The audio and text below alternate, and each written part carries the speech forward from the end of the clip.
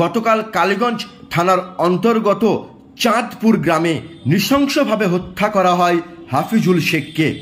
এই খুনের ঘটনার তদন্ত শুরু করেছে কালীগঞ্জ থানার পুলিশ।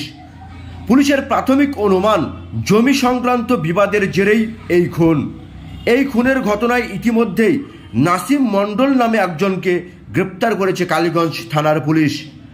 এই খুনের ঘটনা নিয়ে আজ সাংবাদিকদের মুখোমুখি হয়ে কি বললেন কালীগঞ্জ থানার ওসি, শুনুন। চাঁদপুরে একটি মার্ডারের ঘটনা ঘটে। হাফিজুল শেখ নামক এক ব্যক্তি এখানে মার্ডার হন। মূল অভিযোগ কাসেম শেখের বিরুদ্ধে। আমরা অভিযোগ পেয়েছি এবং প্রাথমিক তদন্ত শুরু করেছি।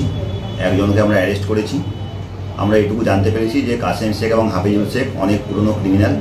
তারা এর আগে ডাকাতি কেসে এবং মাদক পাচার কেসেও জেল খেটেছে। বর্তমানে তাদের মধ্যে একটা জমি নিয়ে সমস্যা ছিল। সেই জমি নিয়ে সমস্যার জন্যে তাদের মধ্যে রেসারেসি ছিল। কাসেম শেখ বহুদিন ধরে ঘর ছাড়া ছিল। কালকে হঠাৎ করে সে এসে হাফিজুল শেখকে গুলি করে মার্ডার করে। আমরা কাসেম শেখকে ধরার ব্যাপারে চেষ্টা করছি।